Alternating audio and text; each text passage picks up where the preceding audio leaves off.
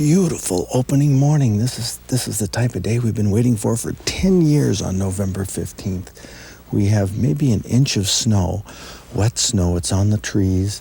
The visibility is beautiful. The wind is very light, just barely blowing, and it's blowing from the north to the south. We have a clearing here in front of us that's, maybe 150 yards, close to 200 yards across. But we'll be able to see the deer moving. It's just, I just can't. I'm so excited about these conditions. The temperature's about 30 degrees. Tomorrow's going to be a different story, though. We have a front moving through. We may even pick up a lot of snow today. But the conditions are great. It got light quite early with all the snow on the ground and a full moon. But we haven't seen any activity yet. Very few deer in the fields as we were driving here. Hopefully they're going to be out in the next hour or so. So we'll just wait and see. The past few years I've been hunting with a handgun for deer. I've taken 3 with this .44 Magnum. It's a Magnaport Stalker with a 2-power scope. I'm extremely confident up to 75 or even 100 yards, but for longer ranges, I really prefer to use my rifle. It's a 7mm Remington Magnum. The scope is variable, 2 to 7 power, with scope covers. Keeps the snow off the lens. I set both guns against a tree, put my mittens on, and wait. The sun just popped through the clouds. It's 8 o'clock in the morning here on opening day. We haven't seen a deer stir. We've heard shots here and there, but we went for about 10 or 15 minutes without hearing any. Now maybe the sunlight warming things up will get the deer stirring. Expect them to be moving in this woods right across the bean field here. Oh boy, this is beautiful. Oh man. You guys got off your posts mighty early.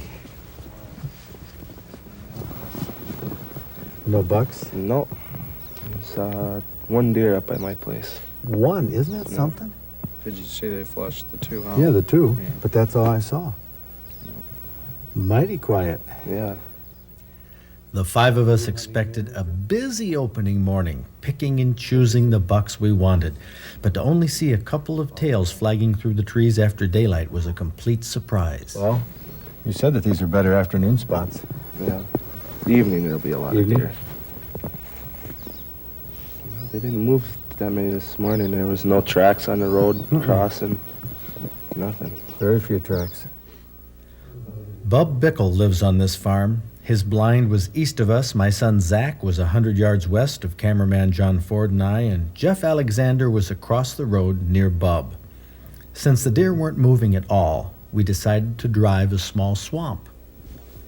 Yeah, there's Bub and Jeff down there by the truck, and they're going to drive this little swamp that should be chock full of deer, and we're going to be at the other end of the swamp.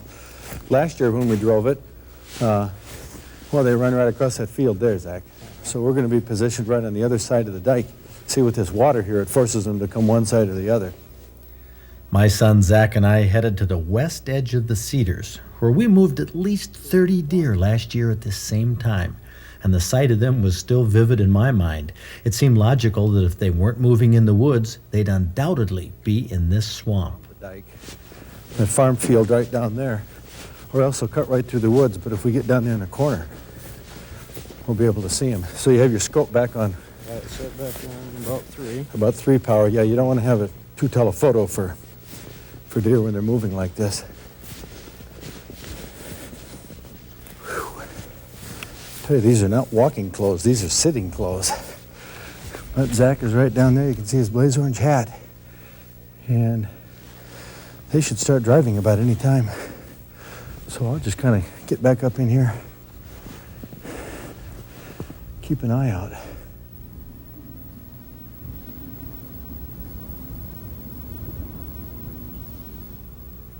Well, this is a disappointment, a surprise. I don't know what to say. We didn't see one deer come out of this swamp. I mean, last year there were 30 or 40 that ran right through here. I don't know if we just guessed wrong and they popped out the other side.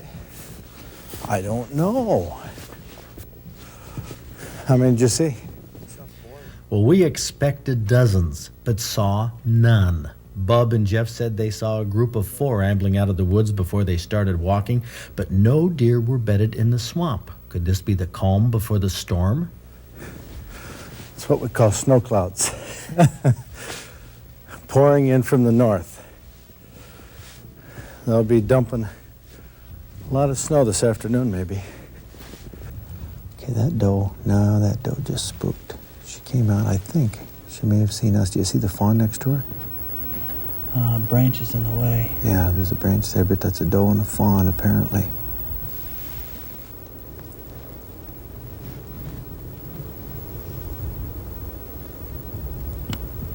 Yeah, they go back into the woods. I don't know if they saw us.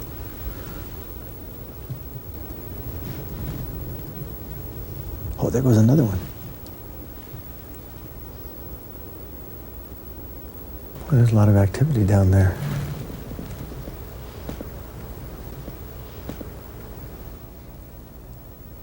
They're snorting. I'd say that they smelled Zach. That'd be my guess.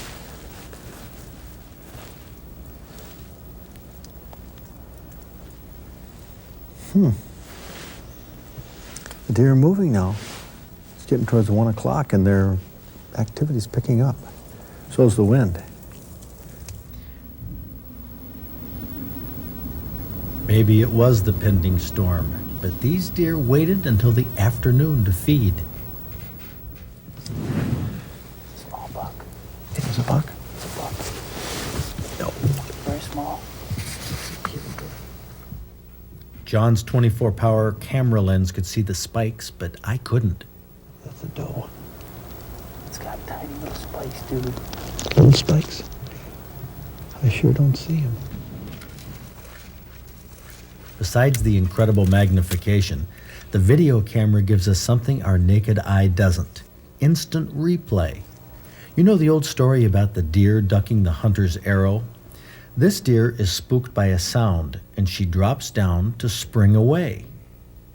Watch it again. The sound of an archer's bow causes a deer to crouch and jump like this, giving the appearance of ducking an arrow. But deer duck like this all the time at any little sound.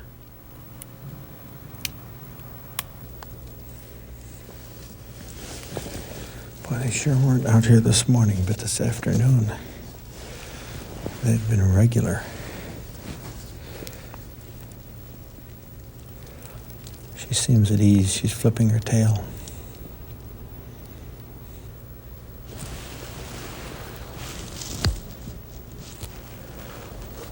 Got 7 of them out here now. You ought to be able to see, 5 of them? Now that sunset is a little over an hour away, the deer are moving and feeding freely. I can peek under branches and see the other deer moving into the field. John's camera isn't so flexible. Even though Zach, John, and I all have antlerless tags, and the farmers in the area want many of these antlerless deer removed because of crop damage, we, well, like many hunters, hold out for a big buck on opening day. Last year I didn't see the 6 or 8 point in the rain. This year I couldn't see the size of the spikes. You gonna shoot him? I don't know. Can you just scoot over and I can give you a better idea?